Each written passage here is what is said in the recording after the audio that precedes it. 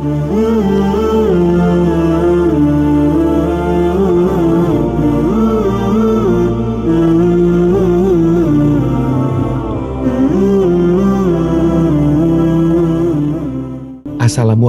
warahmatullahi wabarakatuh. Selamat datang di channel Kisah Religi wahai sahabatku yang dirahmati Allah Subhanahu wa Ta'ala.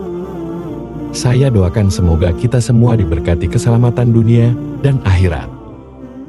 Kali ini saya akan menceritakan kisah tentang seorang nabi yang tampan rupawan, yaitu Nabi Yusuf alaihi salam. Nabi Yusuf adalah nabi ke-11 utusan Allah yang dikenal sebagai sosok baik, jujur, dan parasnya yang sangat tampan. Pada zamannya, beliau dikenal suka membantu dan menolong sesama orang yang membutuhkan tanpa ada pamrih sedikit pun. Lahir dari keluarga yang sangat sederhana, mendidiknya untuk menjadi sosok seorang yang rajin dan pekerja keras. Ketampanan Nabi Yusuf bahkan sampai membuat banyak wanita di sekitarnya terpesona dan terkagum-kagum. Karena ketampanannya, saudara-saudara Nabi Yusuf merasa tidak nyaman, merasa tersaingi dan menjadi iri kepadanya. Suatu saat, karena sudah tidak tahan kepadanya, saudara-saudara Nabi Yusuf marah, mengusir dan membuangnya begitu saja.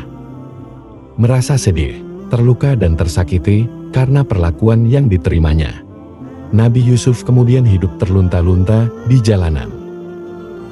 Hingga suatu hari, ada seorang kafilah yang ternyata seorang saudagar kebetulan lewat dan merasa iba kepadanya. Ternyata kafilah itu adalah seorang yang memiliki kedudukan tinggi. Nabi Yusuf kemudian diangkat menjadi budaknya. Kafilah itu bernama Kitfir, seorang menteri keuangan di negara Mesir, yang memiliki pengaruh cukup kuat dan mempunyai seorang istri yang cantik jelita. Itulah awal pertemuan Nabi Yusuf dengan Zulaiha, istri dari majikannya yang mempunyai paras cantik dan mempesona. Hidup bersama di dalam satu atap, Zulaiha jatuh cinta dan terpesona dengan ketampanan Nabi Yusuf. Zulaiha sering menggoda Nabi Yusuf, seringkali menatap dan menggodanya dalam setiap kesempatan yang ada. Zulaiha adalah cobaan terberat bagi Nabi Yusuf sebagai laki-laki.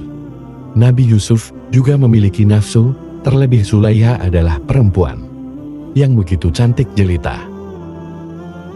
Bahkan, diketahui Zulaiha sering berhias secantik mungkin untuk menggoda iman Nabi Yusuf. Usaha Zulaiha untuk menggoda Nabi Yusuf ternyata tak sia-sia. Nabi Yusuf sepertinya tak tahan godaan dan terpesona dengan Zulaiha. Keduanya lalu masuk rumah dan mengunci pintu untuk bermesraan memadu kasih di dalam salah satu kamar di rumahnya. Di mabuk cinta, Nabi Yusuf pun mulai menanggalkan celananya dan hampir saja terpedaya ajakan Zulaiha. Namun, tiba-tiba Nabi Yusuf terbayang serasa masuk ke alam mimpi. Terlihat di benaknya bayangan Yakub saudaranya berdiri di rumah. Sosok Yakub tersebut marah dan menggigit jarinya sambil berkata, "Wahai Yusuf, janganlah kamu melakukannya berbuat mesum dengannya. Karena perumpamaanmu selama kamu tidak melakukannya adalah seperti burung di langit yang tidak memiliki kekuatan, dan perumpamaanmu jika kamu melakukannya adalah seperti ia mati dan jatuh ke bumi karena tidak mampu mempertahankan dirinya." Nabi Yusuf pun tersadar akan kesalahan yang akan dia perbuat. Kemudian menolak Zulaiha yang sedang dimabuk asmara. Yusuf pun kemudian mengikat kembali celananya dan sangat ingin pergi keluar. Namun, Zulaiha menangkapnya dan memegang ujung gamisnya dari belakang sampai sobek.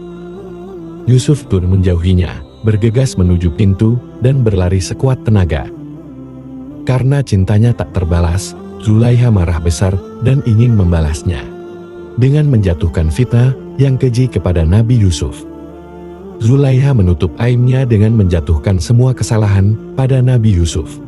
Kemudian meminta sang suami untuk memenjarakan Nabi Yusuf dalam waktu yang sangat lama. Marah mendengar perlakuan Nabi Yusuf kepada istrinya, Kitfir menjadi sangat marah. beserta bawahannya kemudian menjatuhkan hukuman penjara kepada Nabi Yusuf.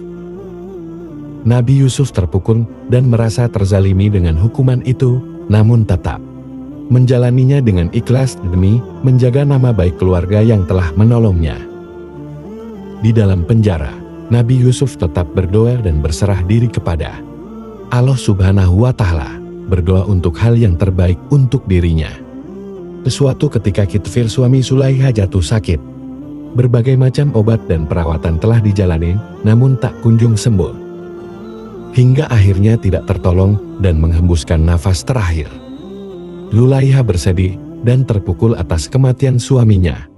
Begitu juga membayangkan nasib hidupnya tanpa mendiang suami yang berkecukupan.